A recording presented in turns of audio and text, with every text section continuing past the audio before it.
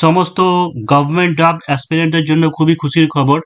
Public service কমিশনের official ওয়েবসাইটে ফুল notification publish হয়ে গেছে ক্লার্কশিপ পোস্টের জন্য।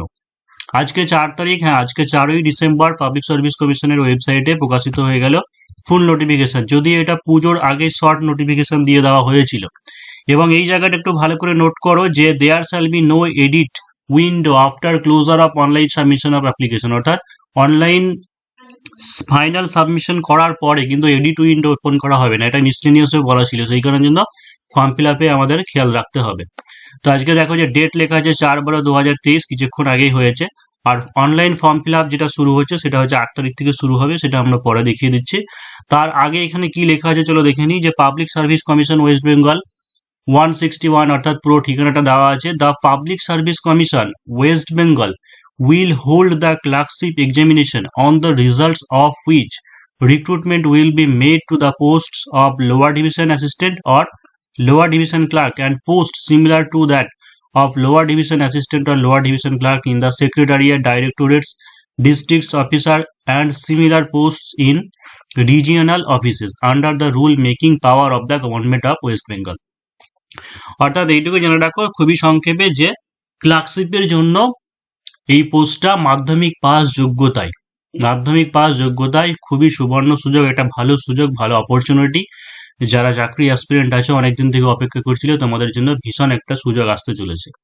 The examination will be held in 2 successive stage, অর্থাৎ দুটো পার্টে পরীক্ষা হবে। একটা হচ্ছে পার্ট 1 যেখানে অবজেক্টিভ টাইপ থাকবে, এবং হচ্ছে পার্ট 2 যেখানে হচ্ছে কনভেনশনাল টাইপ থাকবে, অর্থাৎ এটা পেন পেপার মোডে রিটেন হবে। The commission shall hold part 1 examination at the first instances, অর্থাৎ প্রথমে হচ্ছে প্রিলি পরীক্ষা হবে।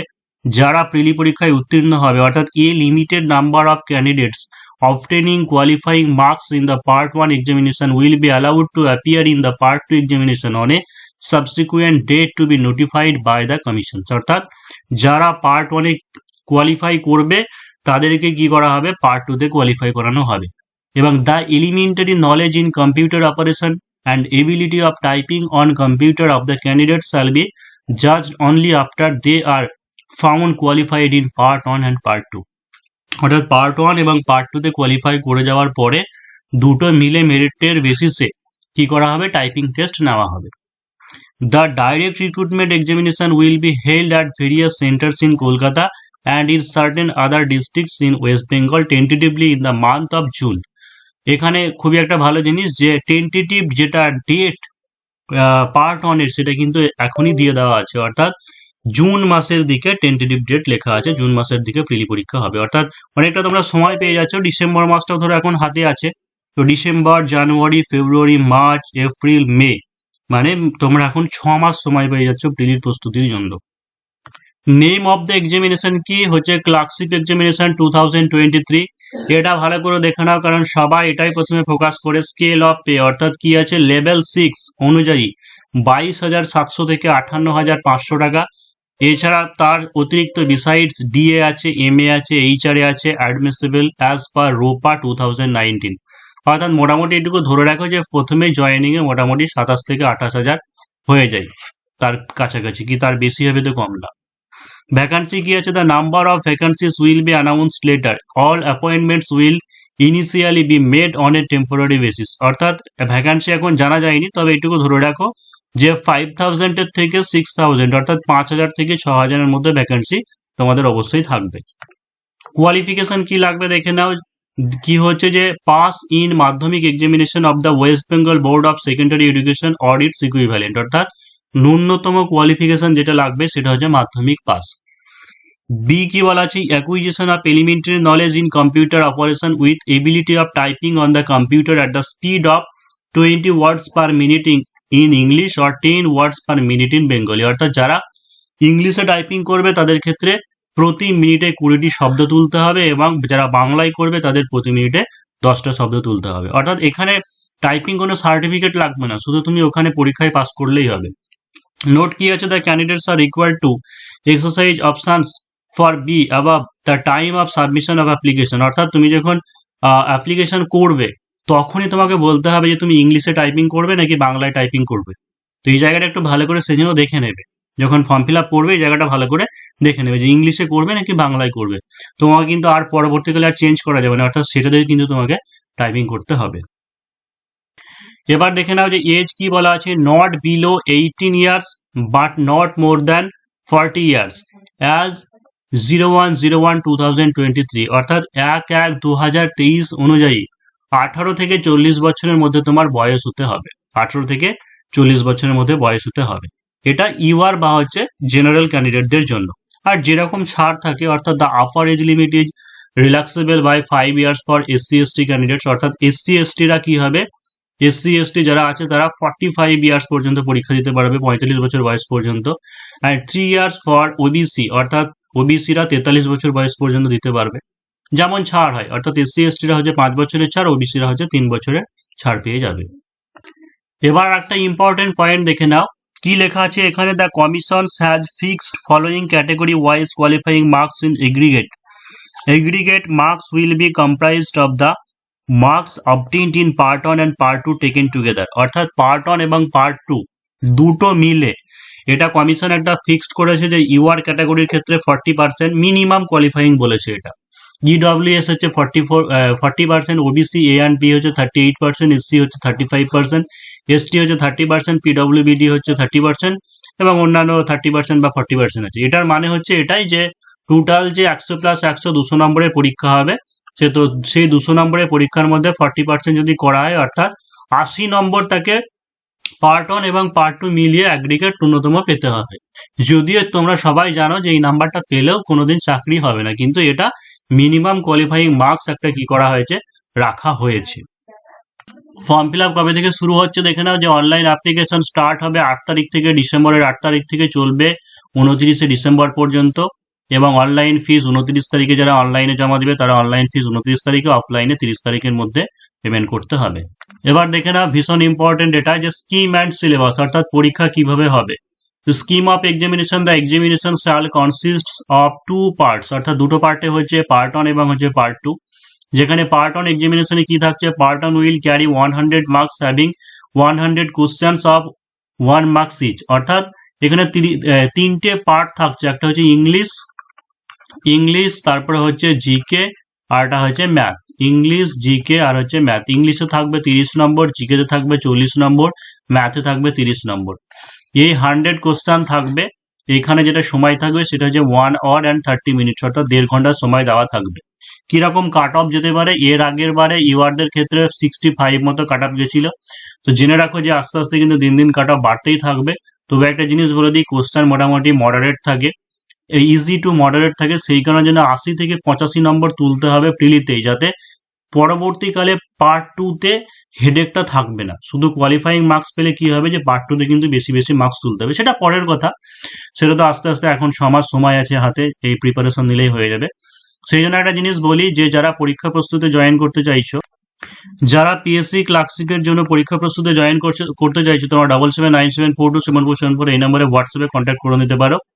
খুব তাড়াতাড়ি শীঘ্রই ক্লাস শুরু হয়ে যাবে, অনলাইন এবং অফলাইন দুটোর ক্ষেত্রে। এবং আর যারা এসআই এর জন্য বা কেপির জন্য যারা অলরেডি প্রিপারেশন করছো, তাদের দরকার নেই, তাদের ওখান থেকেই হবে। এবার দেখো যে পার্ট 1-এ যারা কোয়ালিফাই করে যাবে, তাদের ক্ষেত্রে পার্ট 2 এর ক্ষেত্রে কি হবে, part 2 shall consist of conventional type question, অর্থাৎ গ্রুপ এ, অর্থাৎ ইংলিশ থাকবে এবং হচ্ছে বেঙ্গলি বা হিন্দি বা উর্দু বা নেপালি। মানে ফার্স্ট পেপার যেটা দেওয়া থাকবে সেটা যে যা নিতে পারে, কে বাংলা নিতে পারে, কে হিন্দি নিতে পারে, উর্দু নিতে পারে, নেপালি নিতে পারে, যার যা আর কি ছিল। আর ইংলিশ পেপারটা যেটা, সেটা হচ্ছে সবার কমন। তারপরে হচ্ছে এইগুলো কোয়ালিফাই করে যাওয়ার পরে কি হচ্ছে, elementary knowledge in computer operation, অর্থাৎ ওই যেটা টাইপিং টেস্ট, সেই ব্যাপারটা লাগবে। তো ইংলিশে কি সিলেবাস দিয়ে দেওয়া আছে দেখো, যে ইংলিশের ক্ষেত্রে কি আছে, ফান্ডামেন্টালস অফ দ্য ইংলিশ, অর্থাৎ ইংরেজির প্রাথমিক জ্ঞান লাগবে, সাচ অ্যাজ ভোকাবুলারি, মানে এখানে তোমার grammar, sentence structure, synonym, antonym and its correct usage etcetera. অর্থাৎ ধরে রাখো যেগুলো থাকে synonym, antonym, one word substitution, তারপরে হচ্ছে প্রিপোজিশন বা হচ্ছে সেন্টেন্স এরর বা common error, voice change, narration change, এই সমস্ত জিনিসগুলোই বেশিরভাগ থাকে। তো এটাও একটা চিন্তার কারণ। তার কারণ হচ্ছে, যেমন পুলিশের পরীক্ষাগুলোতে কি থাকছে, প্রিলিতে ইংরেজি থাকে না। তো এই জায়গাতে যে প্রিলিতে তোমাদের ইংরেজি থাকছে, এটা অনেকের ভীতির কারণ। তা আবার 30 নম্বর দেওয়া আছে, এটা একটা চিন্তার কারণ। সেই জন্য এখন থেকে এটাকে রেডি করতে হবে। অসুবিধা নেই, যারা পরীক্ষা প্রস্তুতি জয়েন হয়ে যাবে, কোনো অসুবিধা নেই, সব শিখে যাবে।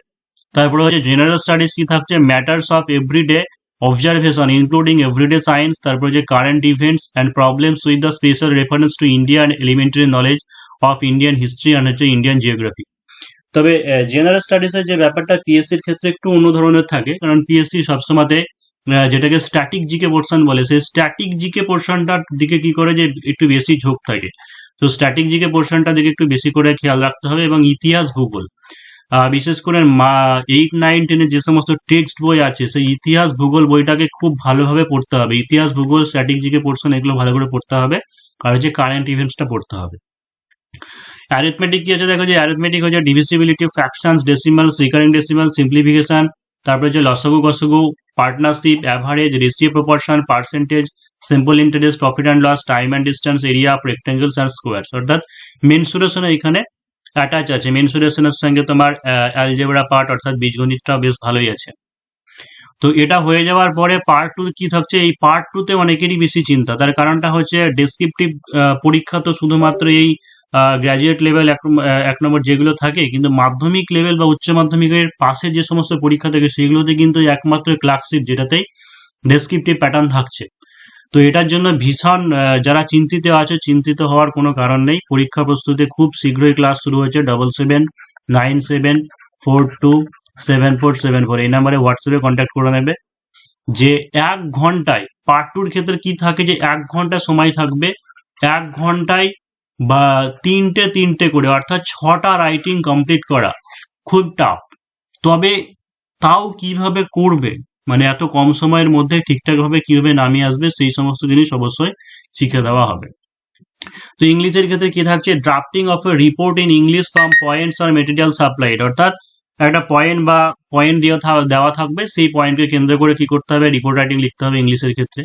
Condensing of a prose passage, summary বা পেসিস, সামারি লিখতে হবে বা পেসিস করতে হবে। ট্রান্সলেশন ফ্রম বেঙ্গলি, হিন্দি, উর্দু, নেপালি বা Santali as in case may be into English, অর্থাৎ যারা বেঙ্গলি চুজ করছো তোমরা বেঙ্গলি থেকে ইংলিশে করবে, যারা হিন্দি নিয়েছো হিন্দি থেকে ইংলিশে করবে, উর্দু থেকে ইংলিশ বা নেপালি থেকে ইংলিশ বা সাঁওতালি থেকে ইংলিশ। তেমনি একইভাবে যারা বেঙ্গলি, হিন্দি, উর্দু, নেপালি, সাঁওতালি নিচ্ছ, একইভাবে তারা সেই ল্যাঙ্গুয়েজে কি করবে, যে রিপোর্ট রাইটিং লিখতে হবে, তারপরে যে কন্ডেন্সিং হবে প্রোজ প্যাসেজ অর্থাৎ সামারি বা প্রেসিস লিখতে হবে সেই ল্যাঙ্গুয়েজ পেপারের, এবং হচ্ছে সেই ভাষাতে তাদের বঙ্গানুবাদ করতে হবে। তো ব্যাপারটা হচ্ছে এখানে শুধুমাত্র পরীক্ষা প্রস্তুতিতে যেটা হবে সেটা শুধুমাত্র ইংলিশ এবং বেঙ্গলি এই দুটোই হবে, অন্যান্য সাবজেক্টগুলো করানো হবে না। অর্থাৎ ইংলিশ বেঙ্গলি পেপার যারা হবে তারা, নন বেঙ্গলি বাদ দিয়ে অন্যরা এখানে কোনো ফেসিলিটি পাবে না। The standard examination shall be similar to that of মাধ্যমিক examination of the West Bengal Board of Secondary Education, অর্থাৎ মাধ্যমিক বোর্ডের যে যেমন সিলেবাস থাকে সেই সিলেবাস অনুযায়ী সেরকম প্যাটার্নেই আর কি পরীক্ষাটা হবে, সেটা এখানে বলতে চাওয়া হয়েছে। একটা জিনিস দেখো, যে ক্লার্কশিপের পরীক্ষাতে খুব আহামরি খুব তোমাকে স্ট্যান্ডার্ড রাইটিং লিখতে হবে কঠিন করে এরকম ব্যাপার নয়। সিম্পল ওয়েতে টু দা পয়েন্ট তোমাকে সমস্ত কোশ্চেনগুলোকে নামিয়ে আসতে হবে, এবং লেখার মধ্যে যেন সিম্পলিসিটি থাকে, অরিজিনালিটি থাকে, তবেই তুমি অবশ্যই চাকরিটা পেয়ে যাবে। অনেক ক্যান্ডিডেট হয়তো শোনা গেছে যে অনেকে ভালো লিখেছিল নাম্বার টাম্বার পায়নি বা এরকম জিনিস, তবে যেটুকু আমি শুনেছি বা বুঝেছি এটাই হচ্ছে মেন কারণ হতে পারে, যে যার লেখার মধ্যে সিম্পলিসিটি আছে, অর্থাৎ সে নিজেই ওই সময়ে পয়েন্টকে বেস করে লিখে এসেছে, তারাই ভালো মার্কস পেয়েছে। এমনটা নয় কেউ মুখস্থ করা জিনিস হয়তো খুব কঠিন করে লিখে এসেছে তারা কিন্তু নাম্বার পায়নি, এই জিনিসটা হতে পারে।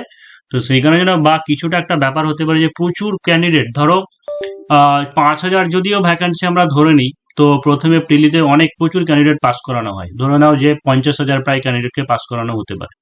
তো 50,000 ক্যান্ডিডেটের সমস্ত জনের খাতা দেখা, রেডি করা, হয়তো কোনো কোনো ক্ষেত্রে এমনটা হতে পারে লাক ম্যাটারও করে, কিন্তু আমরা সেই নেগেটিভ কথা ভাববো না, এইটুকু ভাববো যে আমরা ঠিকভাবে পরীক্ষা দিয়ে আসবো, নিজের কাজটা ঠিক করে আসবো, তারপরে বাকিটা দেখা যাবে। যারা ক্লার্কশিপের ক্ষেত্রে জয়েন করতে চাইছো 7797427474 এই নাম্বারে হোয়াটসঅ্যাপে কন্ট্যাক্ট করে নিতে পারো, বা আমি একটা ডিসক্রিপশন বক্সে একটা গ্রুপে লিঙ্ক দিয়ে রাখছি, সেখানে তোমরা জয়েন হয়ে যেতে পারো। কবে থেকে কি ক্লাস শুরু হবে বা কি ব্যাপার বৃত্তান্ত সেই সমস্ত জিনিস সেখানে খুব শীঘ্রই তোমাদেরকে জানিয়ে দেওয়া হবে। এবং আগামী যারা নতুন আছে চ্যানেলে অবশ্যই সাবস্ক্রাইব করে রাখো, এবং কিভাবে কি স্ট্র্যাটেজি কেমন করে কি পড়তে হবে না পড়তে হবে সেই ব্যাপারে বিস্তারিত ভিডিও আসছে আগামীকাল।